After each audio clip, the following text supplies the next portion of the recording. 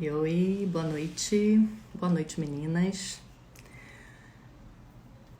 Hoje nós vamos ter uma live um pouquinho diferente da que a gente costuma fazer por aqui, sempre falando sobre assuntos concernentes à feminilidade, né?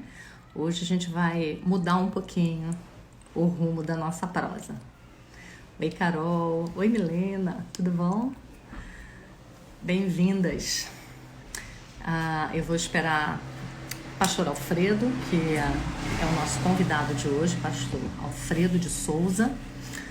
Vou esperar ele entrar. Alfredo entrou, já enviou solicitação. Vamos começar esse papo sem longas. Vamos lá. Esperar ele aceitar lá o meu convite. Eliane, não perde uma, né, Eliane? Um beijo para você. Olá, meu pastor Alfredo. Oi, Simone, tudo bom? Tudo bom? Tudo bem? Tudo Como é jóia? que você tá? E essa torre de Pisa aí Gostou? atrás? Uhum. Não fala É, mal tá da igual minha o torre de Brasil, né? Pisa. Torto. Não, não fala mal.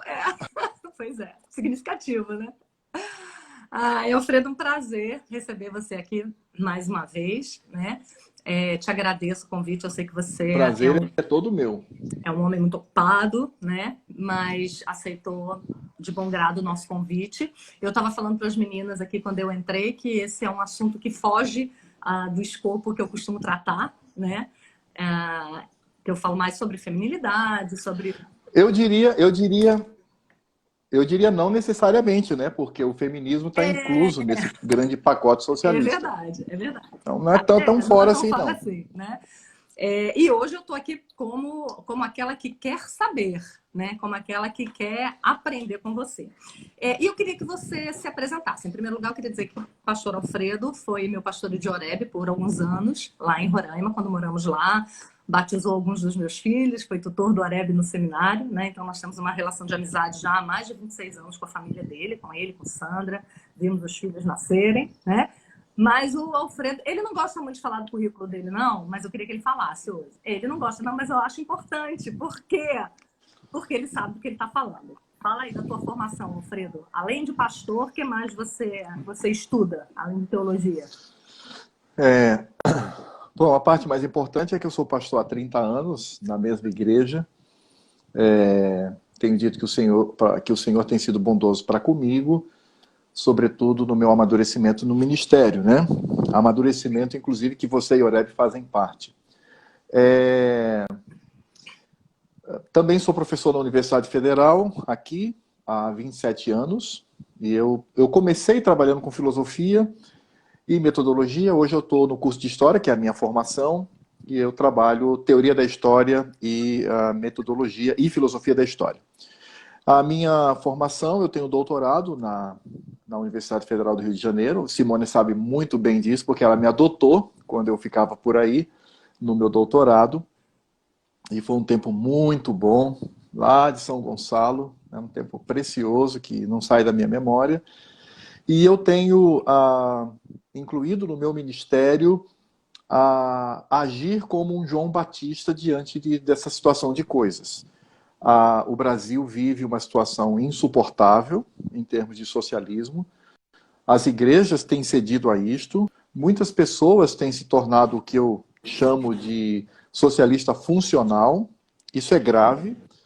E vamos dizer, a minha guerra contra isso não é uma guerra meramente cultural, nem acadêmica ou intelectual, mas ela é profundamente teológica, porque eu estou lutando contra um sistema que deseja a destruição do evangelho e que tem feito isto.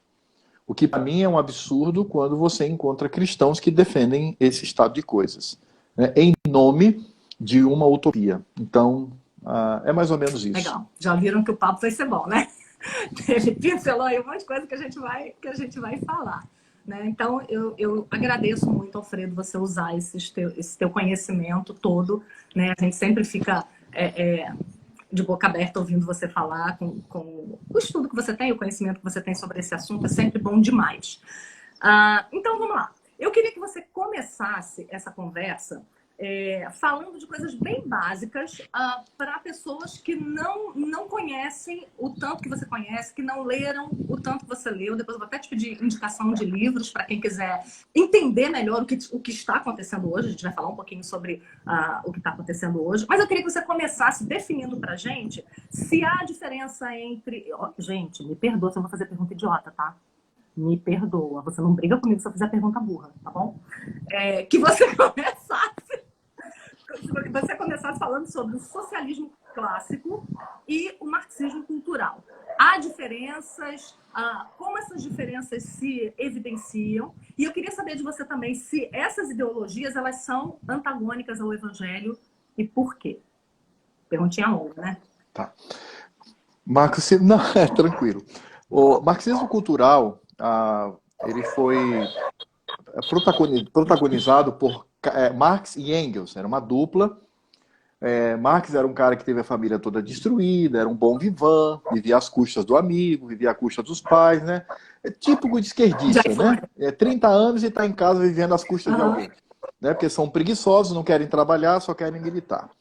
Karl Marx ele criou uma teoria, uma grande teoria, que envolve história, sociologia, economia, filosofia, tudo. Qual é a base de Karl Marx? Ele vai dizer que a história ela passa por estágios.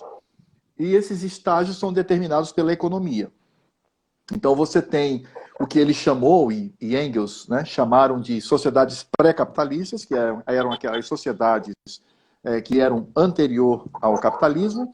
Aí, então, ele estabelece o capitalismo e ele fala que o capitalismo ele terá um tempo. Ele terá um tempo definido e depois será superado pelo comunismo a partir do socialismo. Comunismo, para ele, é a última etapa. Comunismo significa dizer uma sociedade onde você não tem classes, você não tem governo, você não tem nada.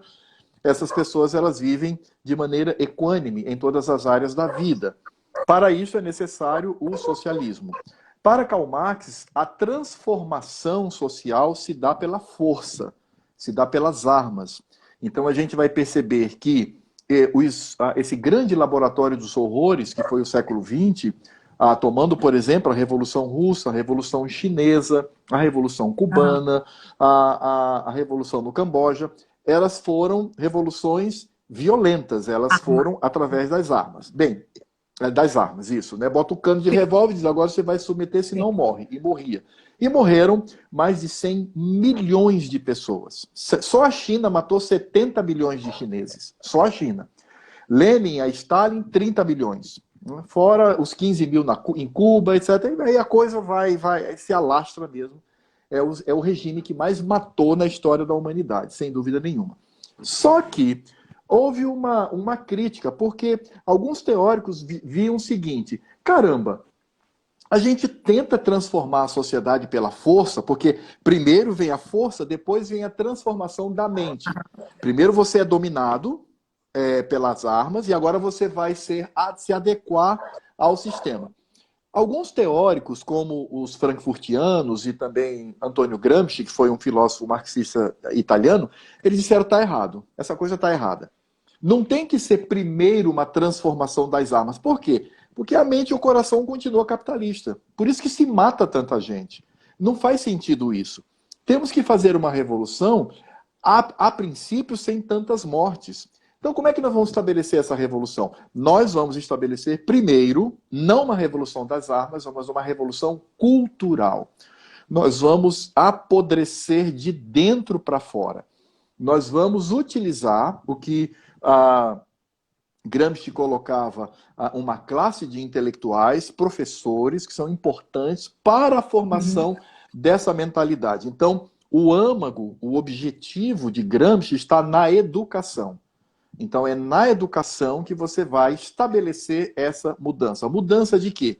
A destruição dos valores do evangelho. Gente, é isso. Eu não tô falando somente como teólogo, mas eu estou falando como alguém que há anos, há décadas, lê sobre isso, e eu posso assegurar, o ódio que eles têm é contra o cristianismo, por uma razão muito simples. Na mentalidade doentia deles, é o cristianismo que sustenta o capitalismo. Eles diziam que o capitalismo ele é sustentado pela educação, e, sobretudo, pela igreja, e a igreja, então, é esse grande baluarte que deve ser destruído, e a família. Então, olhando para os frankfurtianos, eles diziam o seguinte: para que a gente estabeleça uma revolução socialista na sociedade, temos que destruir a igreja, temos que destruir a educação e temos que destruir a família. Então, esses são os três, vamos dizer, bastiões que eles se colocam toda a sua artilharia contra. Qual é a visão? É muito clara. Você transforma a cultura da pessoa, tirando os valores do Senhor Deus, tirando os valores da lei de Deus, a sociedade fica absolutamente imoral. Essa moralidade ela é deslocada no sentido de que a moralidade cristã passa a ser imoral para eles, é isso que eles dizem, né? O cristianismo é imoral porque ele é contra vários pecados que para eles deve ser algo absolutamente livre. Então, vamos destruir tudo isso. Quando você tem essa mentalidade destruída, aí a revolução socialista ela vem assim com muita facilidade.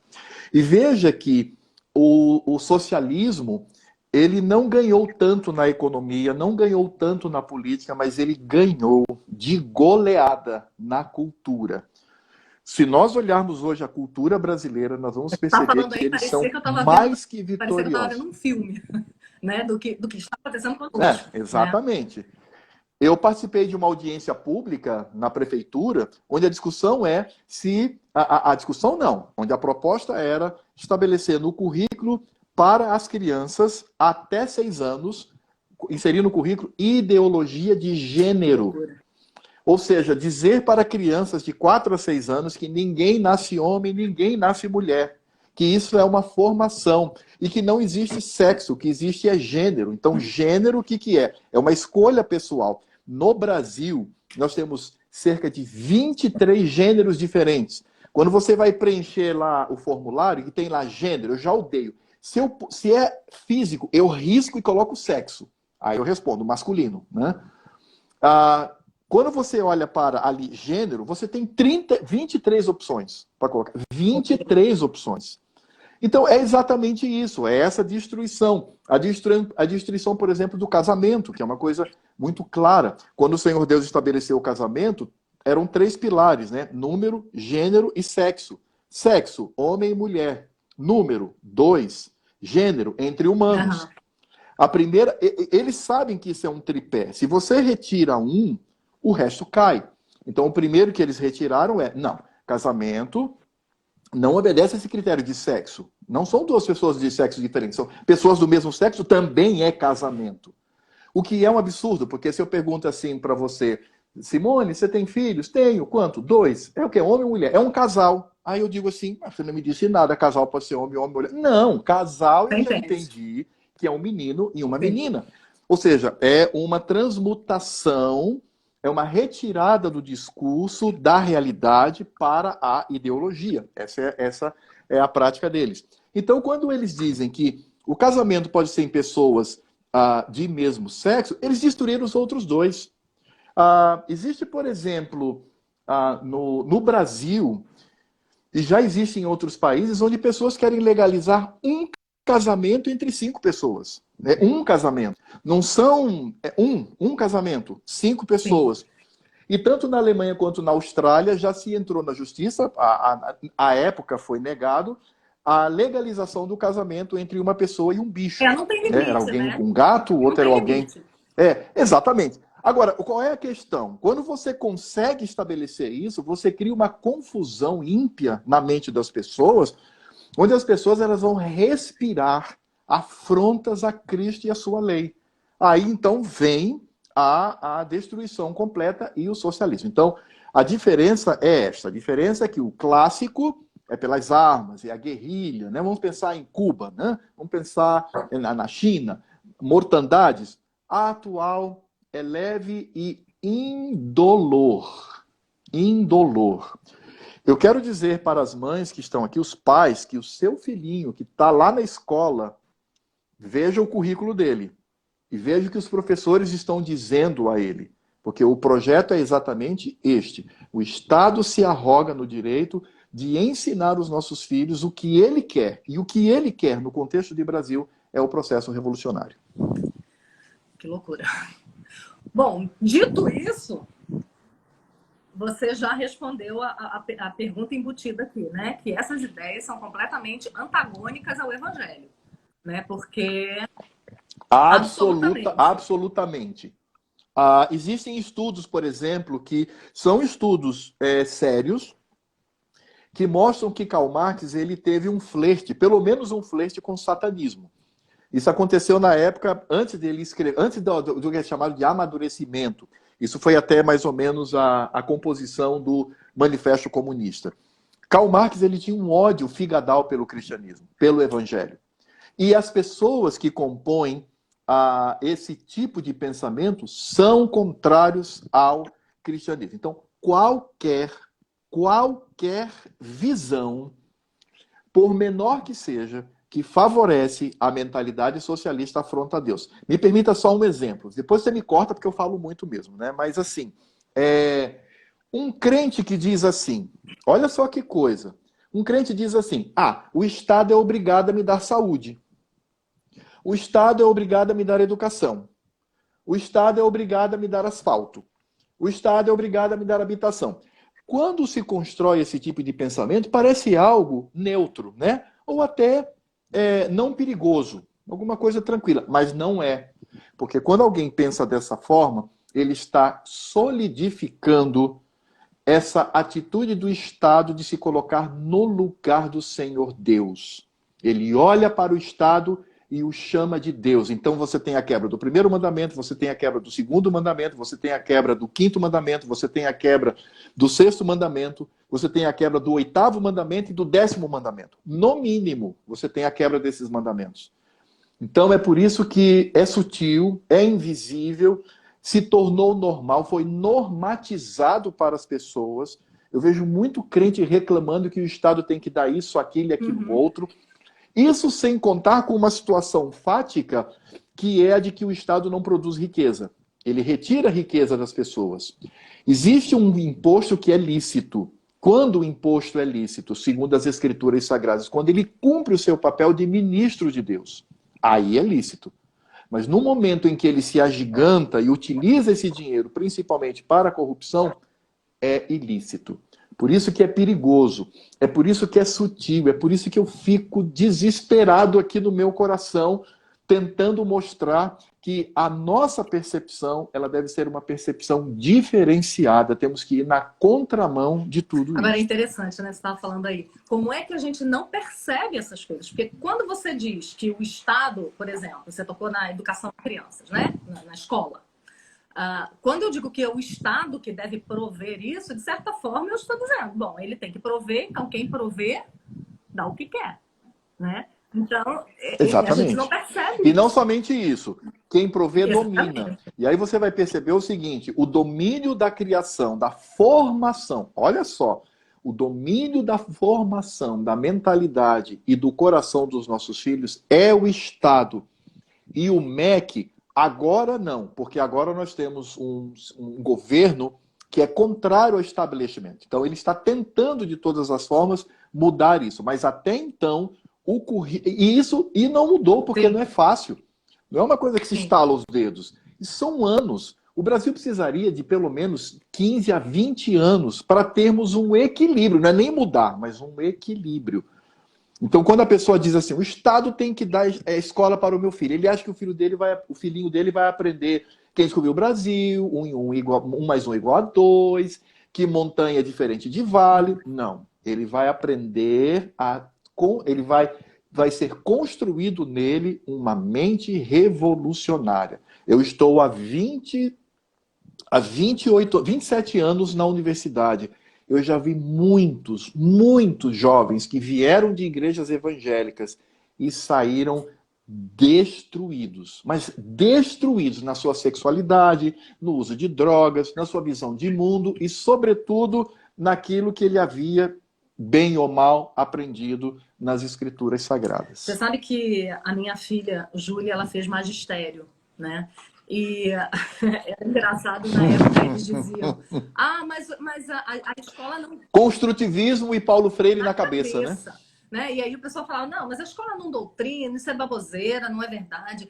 E ela dizia para mim, mãe, a gente aprende a ensinar essas coisas para as crianças. A gente aprende, a gente tem aulas de como nós vamos erotizar as crianças, como é que nós vamos permitir que elas escolham o gênero. Ela era ensinada a isso. Ela falava para mim, tem hora que eu paro de ouvir a aula, eu boto um fone de ouvido e vou ouvir música, porque não tem condições de ouvir tudo que vai ser falado. Então não é por acaso, né? E não é despretensioso, né? De jeito nenhum. Eu sei que também a sua área, a área de educação, assim como da Júlia. E você vai descobrir uma coisa interessante, porque às vezes você adota um sistema que você não percebe. Por exemplo, construtivismo. O que o construtivismo diz? O construtivismo diz que há vários saberes e que você tem que considerar o saber da criança, né? Numa linguagem, aí nesse caso você, Simone, me dá baile, né? Mas vamos lá. O que o construtivismo diz? Ah, escreve bala. Aí ele escreve um monte de risco. Aí vai dizer, não, isso aqui é bala na concepção dele. Gente, isso é diabólico, porque a Escritura Sagrada nos diz que existe um princípio de autoridade. Isso quebra o princípio de autoridade, isso quebra o lugar da criança quando ela deve se submeter a seus pais e a adultos generosos que querem o bem dela. Quebra. E aí o que vai despertar no coração da criança? Rebeldia. O construtivismo, ele possui um objetivo final que não é o aprendizado, é a rebeldia. É quando a criança se torna um adolescente e um jovem e diz assim, não, meu pensamento também vale. E aí vem, obviamente, aquela concepção, meus pais estão ultrapassados. O pensamento de esquerda, ele é assim, a cereja do bolo do pensamento de esquerda é achar um antigo regime para bater. É isso que ele faz, né? E veja que, nesse sentido, para eles, o importante é o agora e o futuro, desconsiderando o passado.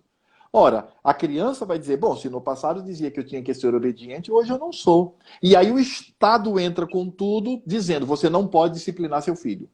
Né? Você está proibido de disciplinar seu filho. Aí existem os idiotas úteis, né, dentro das igrejas, inclusive, dizendo, olha, tá vendo, não pode, não sei o quê, é um absurdo e tal. Quer dizer, você tem uma rede, que é uma rede assustadora, é uma rede perigosa, cujo objetivo é retirar da criança, e eu me refiro, obviamente, à criança que está num lar de cristão, um lar evangélico, por assim dizer, retirar do coração dela todos estes princípios. O que, na verdade, se deseja é construir rebeldes. A rebeldia, ela é celebrada. Aliás, esse tipo de pensamento, ele transcende o próprio socialismo. Dentro das igrejas também. Você vai ver gente que está na igreja presbiteriana, que é confessional, que jurou subscrever os símbolos de fé, mas ele vai dizer assim, confissão de fé de Westminster, aquela que foi escrita há séculos atrás, aquela ultrapassada, não, eu estou hoje em tempos diferentes, né? Em momentos diferentes. E aí ele quebra, inclusive, um princípio do nosso símbolo de fé que nos proíbe a livre interpretação. Né? Nós temos o livre exame, mas não a livre interpretação. E aí, quando você desfaz daquilo do passado, eu não tenho dúvida nenhuma de que esse é o espírito da modernidade e, sobretudo, o espírito da modernidade que passa pelo socialismo. A rebeldia, que, claro, não começou com Karl Marx, mas isso vem desde René Descartes, né? Quando René Descartes dizia que ele desprezava todo o conhecimento vindo até ele e agora ele vai tirar o conhecimento dele mesmo. Ele, como indivíduo, vai estabelecer o conhecimento. Aí você tem o indivíduo como uma totalidade em si mesmo que tem o direito de interpretar o que ele bem entender. E aí não tem verdade, não tem nada. Né? Cada um tem a sua construção.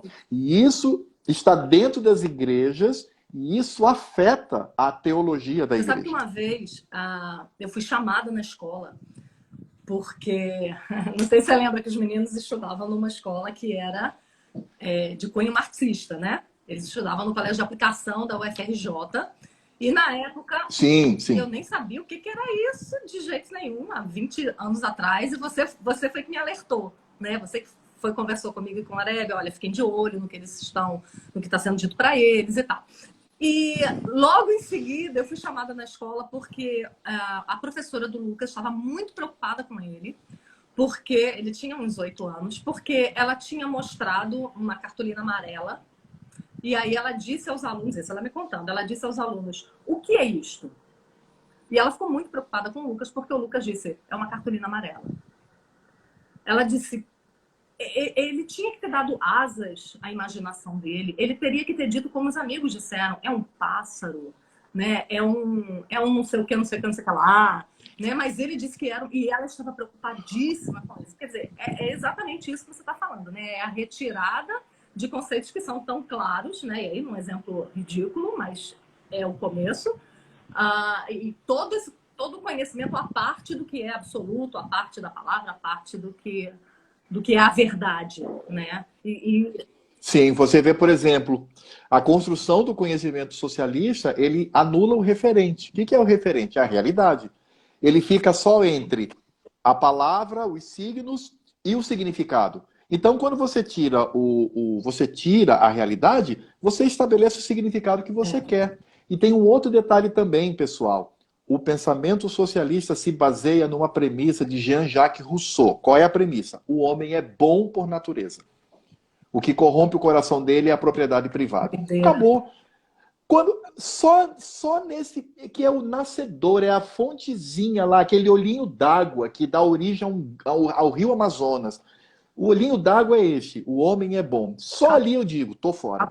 Tô fora porque o homem é depravado Bom, totalmente. dito isso, vou te fazer uma pergunta retórica. É aceitável que existam cristãos esquerdistas, aspas, aspas, aspas, aspas, dentro das nossas igrejas? Ao meu ver, não. O marxismo, bem como toda a ideologia moderna, ou toda a teoria da modernidade, desse iluminismo, é uma religião. Todas elas. Por quê?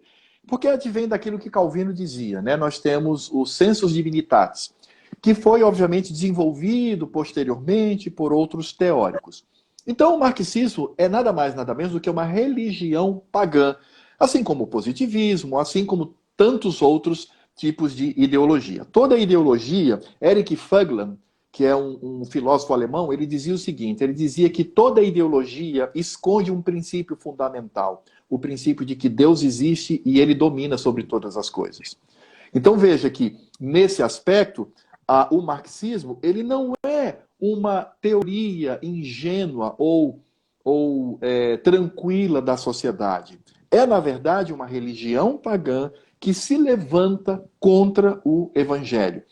Então eu sempre tenho usado de ironia dizendo o seguinte: se é permitido a alguém que se diz crente flertar com religiões que praticam a necromancia, né? Então, se o crente diz assim, não, tudo bem que a necromancia, né, consulta aos mortos, etc., é algo assim, tem coisa que não é legal, mas tem coisa legal, eu estou ali, né, vivenciando aquilo, trazendo aquilo para o meu coração. Se isso é possível, então seria possível um crente ser socialista. Como não é possível, em absoluto, o cristão que cede aos encantamentos do socialismo, ele está sendo cooptado a uma religião pagã, uma religião da modernidade que afronta o Senhor e leva o Senhor Deus à ira. Gente, é como eu disse no início, o meu objetivo não é intelectual, o meu objetivo não é político e econômico. A minha questão é Cristo e as afrontas que são dadas a ele. Então, qualquer cristão que diga ser, como disse um pastor muito famoso, está lá no YouTube, um pastor muito famoso, muito conhecido no Brasil, ele disse o seguinte, olha, a história humana se divide em duas partes. O que se esperaria de um pastor? Que ele dissesse pelo menos que Cristo, né? Antes e depois. Não, Karl Marx. A história se divide entre Essa eu perdi. pastor No privado eu vou dizer quem é para você. Aqui não, mas no privado eu digo para você. Ele disse isso. Ele disse que a história se divide em duas partes. Antes e depois de Karl Marx. Ora, o que se esperar disso, não é? Senão uma visão de indignação. Porque o Salmo 139 diz, eu odeio aqueles que te odeiam, Senhor. Odeio com toda a minha força. Então é isso que temos que colocar no coração, sabe? É perceber que o que está em jogo é a verdade do Evangelho. É isso que está em jogo. Agora, Alfredo, você falou aí sobre a diferença do socialismo clássico e da conquista pela cultura. Diz para mim, traça para mim alguns caminhos que o socialismo adota para cumprir esse plano de intervir na nossa vida sem que a gente perceba. Você falou aí já da questão da escola, né? Da gente achar que é o Estado que tem que dar educação. Me fala de mais algumas coisas, porque às vezes eu tenho a impressão de que, por causa mesmo do marxismo cultural, a gente não foi ensinado a raciocinar e a gente tem pensamentos, sem querer, sem saber, que são pensamentos esquerdistas ou socialistas. E a gente não percebe. Dá uns exemplos para mim de como é que a gente pode identificar essa doença no coração da gente. Sem aderir aqui à teoria da conspiração, que eu não faço parte desse grupo, mas eu poderia dizer que o socialismo está em todo o lugar, em todas as instâncias, em tudo ele vai tentar, de alguma maneira, dominar a sua mente. É isso mesmo, é dominar. O marxismo, por que o marxismo fez tanto sucesso? Porque ele é absolutamente mutável. Você olha, por exemplo, esse marxismo de Karl Marx e olha hoje o marxismo, por exemplo, de Michel Foucault. Então você percebe que ele se adapta. E não somente isso. O marxismo ele não tem nenhum problema em entrar na igreja de carona em teologias. Então nós temos, por exemplo, na Igreja Católica, a teologia da libertação, que é o quê? É um arcabouço teológico que está lá o quê? O germe. E esse germe ele vai desenvolver. Eu conheço, por exemplo, professores universitários que são católicos. São católicos, andam com os símbolos católicos e tudo, mas são marxistas até o osso, entende?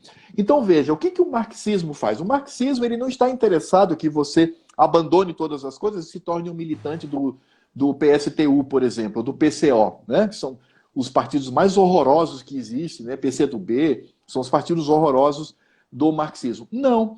O que ele deseja é que você tome essas questões como normais. Então, por exemplo, por um lado você diz assim, não, eu não aceito que na escola seja ensinado, por exemplo, ideologia de gênero. Ok, mas aceita aquilo que eu disse, que o Estado ele deve te prover de algumas coisas para a tua vida. Perceba, para o socialismo, isso é tranquilo, porque em alguma instância você está defendendo. E aí o que acontece? É porque o discurso socialista ele é moralista. Incrível isso, né? Ele é moralista. Por que ele é moralista? Porque eu mesmo já fui chamado de nazista, eu já fui chamado de fascista, eu já fui chamado de inimigo dos pobres, eu já fui chamado de inimigo de minorias. E o que é isso? Isso é um discurso moral, não é um discurso intelectual, né? Dele tomar as minhas ideias conservadoras, teológicas e rebatê-las uma por uma. Não.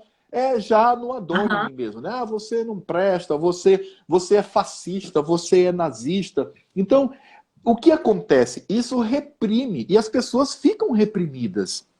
Um dos elementos mais utilizados pelo socialismo como penetração invisível, uma das artimanhas é o chamado politicamente correto. O politicamente correto é vendido a nós como uma linguagem que respeita as pessoas, etc. Não, eu não preciso de politicamente correto para respeitar as pessoas. Cristo, Senhor da Glória, ele já disse, quem chamar o seu irmão de raca vai para o inferno. Ele diz lá. Ele está mostrando que nós precisamos... A nossa palavra tem que ser temperada com sal para saber como devemos responder a cada um. A Escritura Sagrada já nos ensina. Então, a preocupação da esquerda não é estabelecer um discurso que seja um discurso, vamos dizer assim, aceitável. Não, é cerceamento. Você é cerceado. O politicamente correto, ele impede a sua fala, ele monitora a sua cabeça e ele te traz a força para a lógica socialista. Então não confunda. Ah, mas o politicamente correto é bom porque a gente vai tratar bem A, B e C. Não, não, não, não, não. Isso aí eu já tenho no Evangelho. O Evangelho já me ensina isso, o Cristo já me ensina isso. No Evangelho é verdadeiro. No socialismo é apenas a casca, né? Tudo é casca para, no fundo, cercear a sua mente. É aquilo que George Orwell escreveu em 1948, quando ele chama de novilíngua, naquele livro 1984, né? Que é um romance que todo mundo deveria ler, inclusive. Ele fala da novilíngua, né? Uma nova linguagem. E, de fato, você tem essa nova linguagem. Não é mais sexo, é gênero, enfim, você tem aí toda uma mudança de se falar. E essa Não pode chamar fala se preto, torna é o quê? negro, Um né? ser. Exatamente. E agora é afrodescendente. Quer dizer, você tem. No que isso resulta? Isso resulta numa adequação da sua mente à lógica socialista. O politicamente correto não traz preocupação com a comunicação saudável. O politicamente correto é uma arma, dentre outras, para monitoramento, cerceamento e inserção do socialismo na mente das pessoas. É sério isso. Então, o socialismo, na verdade, ele está em todos os lugares nesse sentido. E eu digo, a maior arma, veja, a maior arma que existe no socialismo é de cunho moral. Simone, você sabe disso. Você ainda é uma mulher muito nova, mas você sabe que na geração de 1990 era vergonhoso era vergonhoso se dizer conservador. Ah, eu sou conservador. Eu sou tradicional, né? Eu lido. Não, isso não pode. Por quê? Porque quanto mais ao passado, mais nazista, mais fascista, isso é de cunho moral. Hoje eles estão perdendo um pouco isso, não é? Porque algumas pessoas têm aberto a visão com relação a essa linguagem, mas a forma dele nos cooptar é dessa maneira. Eles forçam para que as pessoas sintam vergonha de se colocar contrário ao pensamento socialista. Alfredo, você falou aí de cerceamento, monitoramento, ter que abrir mão de liberdades básicas. Fala um pouquinho do que a gente está vivendo hoje no Brasil. Me diz se você acha que, de alguma maneira, alguma relação entre essa pandemia e a maneira como se está encarando essa pandemia e como se está aproveitando, né, uma doença para ser um instrumento de intentos que a gente não está percebendo. Fala um pouquinho disso para a gente. Em primeiro lugar, eu sempre digo o seguinte: quem sabe o que é melhor para mim e para minha família sou eu. E não Obrigada. é o Estado. Né? Sou eu. Eu sou simpatizante ao afastamento vertical. O que é o afastamento vertical? Seus pais, por exemplo. A gente sabe que seus pais são idosos, que se eles se expuserem a isso, eles correrão um risco muito maior do que o seu, por exemplo. Eu já estou meio lá, meio cá, né? Aliás, eu e o Oreb também, né? Porque o Oreb também é hipertenso que nem eu, então, enfim. Mas sabe disso. Então, o isolamento vertical, onde cada família vai se resguardar, não é? E o restante, tomando os devidos cuidados, é claro, né? Manter toda a liberdade que existe. Na verdade, veja bem, eu vou fazer aqui algumas afirmações e eu quero ser cuidadoso não por medo, mas porque eu não tenho dados ainda suficientes para afirmar contundentemente. Mas tem algumas coisas que me chamam a atenção. Primeiro, H1N1 veio de onde? China. Gripe aviária, China. O primeiro surto de Covid, China.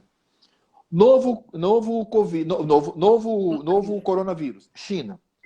Será que isso não me diz alguma coisa? Será que Coincidência? não paro para pensar, caramba, que brutal coincidência, não é? Por que não nasce no Japão? Por que não nasce... Aí dizem assim, não, mas é porque a alimentação deles... Não, você vê os vietnamitas, por exemplo, os cambojanos também têm uma alimentação esquisita. Eles comem animais. Por exemplo, no Vietnã, eles comem morcego. Né? Eles têm um ensopado de morcego lá. Dizem que é uma delícia, né? Então veja, e por que não nasce nesses lugares? Só nasce ali. Segunda coisa, por que o mundo rui e a China cresce economicamente? Não só pela venda desses produtos, e ela determina para quem deve vender, mas o mundo de joelhos diante dela com relação a isso. Aí sim, agora o que eu vou falar a partir daqui, eu tenho dados. Você vai perceber a estratégia de Xi Jinping, que é o presidente da China. O que ele estipulou, os seus juramentos e o que ele tem como objetivo para o mundo. É por isso que a China, o que acontece nesse período, isso também é visível. Eu não tenho dados concretos, quero ser responsável aqui, mas eu estou vendo isso. Tudo está se desvalorizando. O Brasil vai viver uma recessão nunca experimentada ao longo da sua história. Nós podemos chegar à situação de ter dinheiro no bolso, ir no supermercado e não ter o que comprar. É isso. O que isso vai acontecer? Uma quebradeira geral. E quem é que está comprando tudo isso? A China. A China já comprou ações na Azul, comprou ações da Rede Globo, comprou ações da Bandeirantes. Ele está comprando todas essas concessões de energia. A China está comprando tudo. Então veja, quando você olha para esse cenário mais amplo, você vai perceber que tudo isso que acontece não é por uma questão sanitária. Existe um objetivo a mais. E não somente isso. Eu não tenho nenhuma dúvida de que muitos governadores, muitos prefeitos, eles estão entrando nessa empreitada para desidratar e destruir o governo Bolsonaro, que até agora não conseguiu governar. Sim. Porque o rapaz é o seguinte, ele dá uma virada, escolhe um, não pode, tá desse jeito. Ele não é chefe de governo, né? Ele só parece chefe de Estado. O chefe de governo parece que são as outras instâncias. Então, esse frenesi que se tem, porque isso está mais que provado, a Covid-19 ela é menos letal que a H1N1, ela é menos letal que a influenza, a doença da gripe. Tem morrido muito mais gente no mundo de câncer, de tuberculose, de malária, de chikungunya, de dengue. Está morrendo. Só que o foco é onde? O foco é na Covid. De fato, isso tem se criado para se estabelecer uma nova era no mundo. Isso foi dito, isso já está sendo dito por intelectuais marxistas e, inclusive, políticos, incluindo o Brasil. Já existem políticos que estão dizendo, não, nós precisamos de um governo mundial que possa cuidar dessa questão, etc, etc. Então, agora, isso tudo envolve o quê? Envolve o controle da sociedade. Então, a sociedade ela precisa ser controlada. Então, em nome de uma segurança sanitária, você invade os apartamentos, as casas, as pessoas. Isso parecia um absurdo há 2 meses atrás, 3 meses atrás, se alguém contasse isso, que você vai ser preso, que você está caminhando na rua, que vão entrar na sua casa para dizer quantas pessoas podem estar dentro dela, que iriam te proibir de ir à igreja, de uma igreja funcionar. Se você imaginasse isso, que você seria monitorado, né, que iriam aferir sua temperatura sem que você permitisse, a gente acharia uma loucura, né? A gente diria que, imagina, que está longe de acontecer aqui no Brasil. E, de repente, em nome da questão sanitária, nós estamos reféns dessa situação de forma muito assustadora. Eu vou dizer que eu estou assustada, não com o que está acontecendo, mas da maneira como nós temos aceitado isso e nós temos comprado o discurso. Exatamente. E o que acontece é o seguinte, como eu disse para você, isso não é uma questão... Quando eu falo isso não é uma questão meramente sanitária, eu não estou falando do vírus em si. O vírus é uma questão sanitária. Está lá, é real. O que eu estou dizendo é o que está acontecendo em nome do vírus. Você vê absurdos, por exemplo, a cloroquina tem se tornado um debate assim estranho, porque alguns médicos têm dito que sim, a cloroquina ela tem resolvido casos, outros não, mas em algumas instâncias isso tem sido proibido, inclusive pela OMS. A OMS é manipulada pelo Xi Jinping, que é o dono da China, né? É o fazendeirão lá da sua grande fazenda, que é a China. Agora, por que que isso acontece? Isso acontece por vários fatores. E não há interesse, não há um interesse real de se estabelecer, obviamente, uma resolução para isso. Eu vou te dizer por quê. Tá, tranca todo mundo em casa. Ok, tá todo mundo trancado. A gente sabe que o diferencial desse vírus é a sua alta capacidade de contaminação. Ele não é a Sim. letalidade, é o alto grau de contaminação. Ok. Vai ficar fechado até quando? Porque quando Vai soltar, contaminar. o vírus vai Aham, estar. Ele está lá, vai contaminar. Eu e você vamos aham, pegar. Não tem para onde aham. ir. E se a gente for morrer de Covid, foi determinação do Senhor Deus. Ele é soberano sobre todas as coisas. Eu vou morrer de alguma coisa. Ou coração, ou vou morrer afogado, ou sei lá, né? Pode ser também da Covid. Agora, é claro que com esse discurso, e eu sei que você também, aliás, é importante, Simone, a gente deixar claro isso para as pessoas. Não significa dizer que nós não estamos nem aí para o vírus. Não é Essa é a isso. Eu acusação, tenho muitas vezes. certeza que você cuida de Aham. seus eu tenho certeza que você cuida de seus Uhum. pais com muito carinho, atenção e até pequenos temores com Uhum. relação a ele, não é? Porque são idosos, né? Tem a sua bisavó, é viva ainda, né, sua Morreu no bisavó? começo da pandemia. Ah, Bastante pronto. tempo. Então, mas então tem seus pais que estão ali. Claro que você tem todo um cuidado, você tem todo um cuidado com o Oreb, porque apesar de na idade não, mas ele é hipertenso, então está comprovado que isso potencializa e tal. Não se trata disso. Se trata de nós gritarmos e dizer assim, gente, a questão está além da vigilância sanitária. Está em nós nos conformarmos. E olha só a situação em que nós estamos, Simone. Comércios têm tido as suas portas Uma soldadas, loucura, com solda. loucura. Eu já vi várias vezes, teve um caso, eu não sei, foi no Nordeste, eu não me lembro, há umas 4 ou 5 semanas, de um rapaz que foi abrir a loja, ele não tem o que comer. Ele não tem, ele disse assim, oh, não, eu vou manter aqui, a pessoa não se aproxima. Foram lá, ele teve um ataque de epilepsia.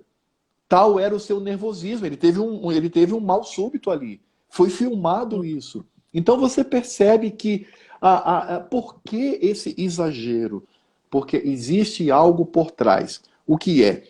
Destruição do governo Bolsonaro, sobretudo no Brasil, mas pensando na visão mundial, é a porta para se estabelecer uma nova ordem mundial. E eu digo para você, Simone, não é profecia, não. Isso aí é razão. Prepare-se para um novo vírus no Uhum. futuro. Porque você percebe que são ciclos, Sim, né? sim, A gripe aviária, H1N1, a corona. sim. Prepare-se. Porque é exatamente isso aí, não agora, porque não tem mais tempo, mas a gente pode conversar, por exemplo, sobre o globalismo. Qual é a intenção desses globalistas, como George Soros, por exemplo, Uhum. que agora está financiando a Argentina, que é socialista? Como é que um grande capitalista financia um governo socialista? Mas isso aí fica para uma outra hora. Ô, Alfredo, e a gente já tá nos nossos últimos 10 minutos. Eu gostaria que você dissesse para mim, a gente vai ter outras conversas, né? A gente vai falar sobre esse tema mais algumas vezes, né? Ah, eu sou muito grato por Eu, isso. eu sou, porque às vezes eu quero explicar a minha indignação e não sei fazer, e você faz muito bem. E você faz com base, né? E eu não tenho essa base toda. Eu só espero que não seja malandragem, né? Que carioca tem meio malandrão também, né? Mas veja bem, quando a gente vê, assim, caminhando para o nosso final, né? Quando nós vemos essa intervenção do Estado em áreas que não lhe compete, né? Porque a gente estava falando aí deles dominarem a escola, deles colocarem para os nossos filhos o que eles devem pensar, como eles devem pensar, e agora eles estão nos dizendo a Família. família, como você deve Você disciplinar deve seu filho disciplinar e seu tal. filho, você vê que isso é um crescente, né? E agora a gente chegou ao ponto de que a gente não pode ir a determinados lugares, né? Direitos básicos, né? Garantidos na Constituição brasileira estão sendo violados flagrantemente. Esses dias, um amigo nosso foi ao bairro dos pais para levar remédio, os pais idosos. Ele foi lá para levar remédio. Ele não pode entrar para levar remédio, para salvar os pais que estavam de outra doença. Mas não existe outra doença, só existe o Covid agora. Só o Covid é merecedor de ser tratado. Outras doenças você é cerceado, você não pode. Então, quando nós vemos essa intervenção, o que é que nós crentes podemos fazer? Quando a gente vê que nós temos... e aí esse é um discurso que tem sido muito dito, né? Que nós estamos abrindo mão agora da nossa liberdade pelo bem comum. Estamos abrindo mão da nossa liberdade e precisamos abrir mão da nossa liberdade para a saúde de todos. Como é que a gente, como cristão, que já entendeu que isso não é verdade, que a gente não pode abrir mão, né, de direitos básicos que nós temos, como é que a gente pode fazer? O que a gente pode fazer como cristãos? A gente deve esperar apenas na providência de Deus ou a gente deve se manifestar, a gente deve tomar atitudes como cidadãos? O que você pensa? Em primeiro lugar, fazer o que nós estamos fazendo aqui, não é? Tentar divulgar isso o máximo possível, conscientizando as pessoas do que está por trás de tudo isso que está acontecendo. Hoje o mundo vive um horror, né? É um terror, é assustador. E isso, obviamente, pela atuação de um país socialista, que é a China. Porque, é claro, não se pode provar, né? Quero deixar claro, se pode provar que eles criaram esse vírus, mas eles omitiram para que a coisa, no mínimo, crescesse. Essa é a acusação que é feita contra a China. Então, divulgar aqui. A segunda coisa é utilizar aquilo que a Constituição nos garante, que é manifestação. A manifestação, ela é legítima e nós precisamos nos manifestar. É claro que essa manifestação é ordeira, essa manifestação ela deve ser pacífica e ela deve conceder glória a Cristo, pessoal. É importante isso, a gente não, porque senão a gente vai para o outro lado e se perde na jornada. Sim. A gente tem que pensar na glória de Cristo. O terceiro ponto é viver aquilo que Pedro, inspirado pelo Espírito de Cristo, disse: importa obedecer a Deus que a homens. Então, existem instâncias, se o Estado ele interfere naquilo que é ordem do Senhor, que ele estabelece como um mandamento, então nós temos que obedecer ao Senhor Deus e, obviamente, desobedecer aos homens. Isso também, Simone, poderia ser tema de uma outra live, né? Quando ocorre a desobediência civil, você, como reformada que é, sabe que os reformados eles têm uma visão clara sobre isso. Mas é muito importante que nós nos manifestemos. A gente precisa se manifestar. Hoje, uma coisa... Você vê, não é? Porque o soberano sobre todas as coisas é o Senhor Deus. E uma coisa boa que tem acontecido nesse momento de pandemia, da dita pandemia, é isso que está acontecendo aqui. Eu nunca tinha feito isso na minha vida. Nunca. Você já está há mais tempo. Eu não sabia nada. Hoje eu tenho um canal no YouTube, né? Hoje eu lido com o Instagram, que eu tinha raiva do Instagram. Eu achava o Instagram muito de modinha, muito de flu-flu, muito de Aninha, né? Minha filha. Hoje eu vejo que é uma ferramenta maravilhosa. Então você tem... eu disse assim, Senhor, que maravilha é poder utilizar essas ferramentas. Então nós crentes precisamos ser pregoeiros da verdade. Nós precisamos ser como João Batista.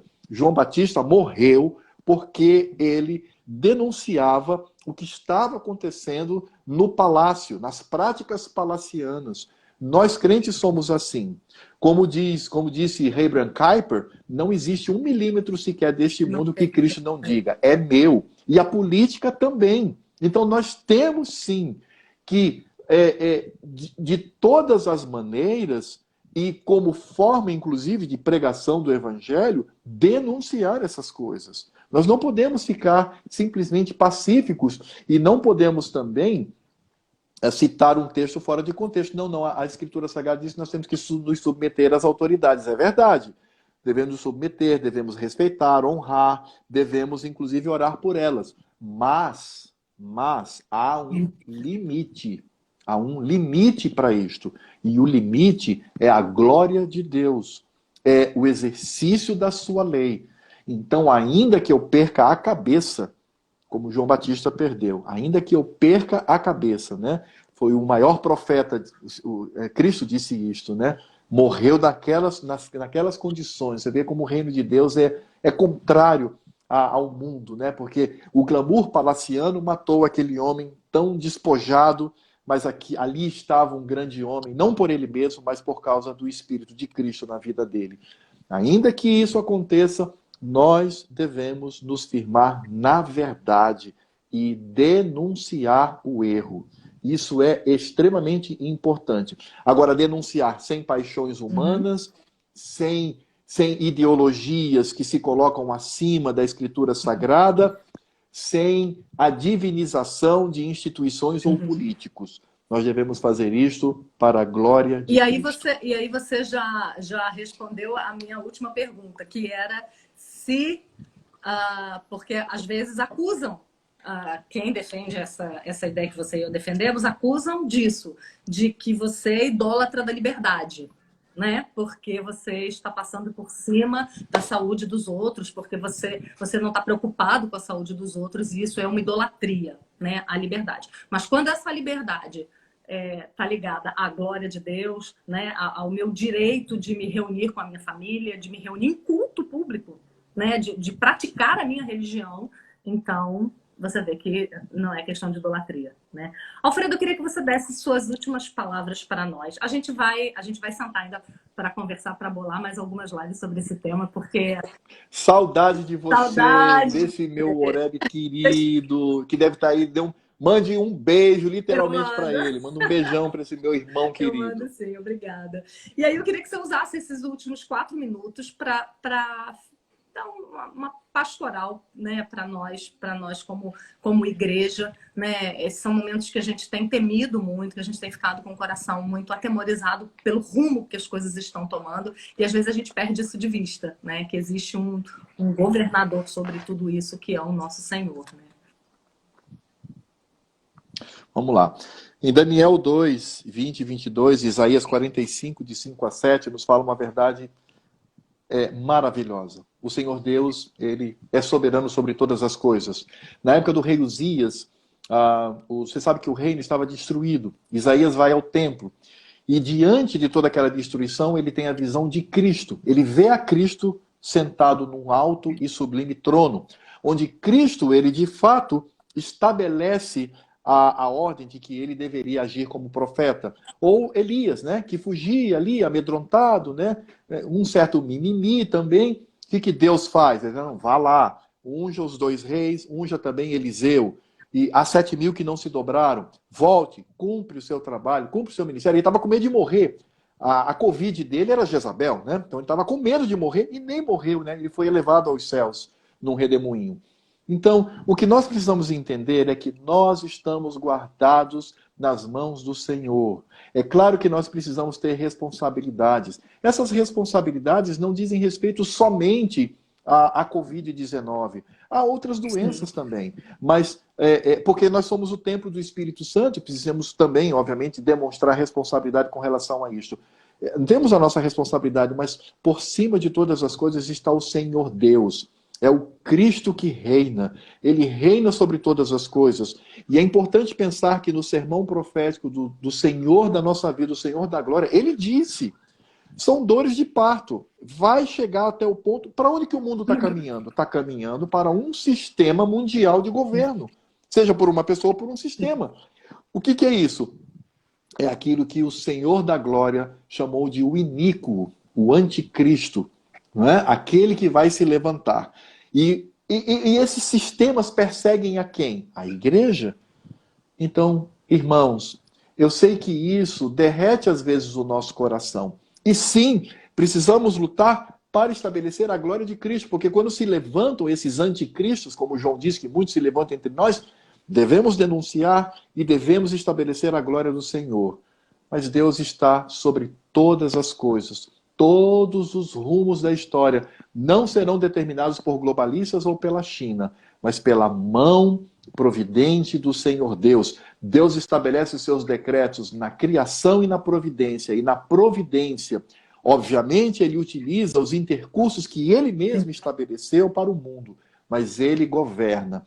Então, quando nos sentirmos assim, tão indignados e acuados, lembremos-nos, Cristo reina. Amém. Glória a Deus por isso. É isso que tranquiliza o nosso coração, não é? Alfredo, obrigada. Que maneira maravilhosa de anteceder o dia do Senhor, que é amanhã. Um grande abraço.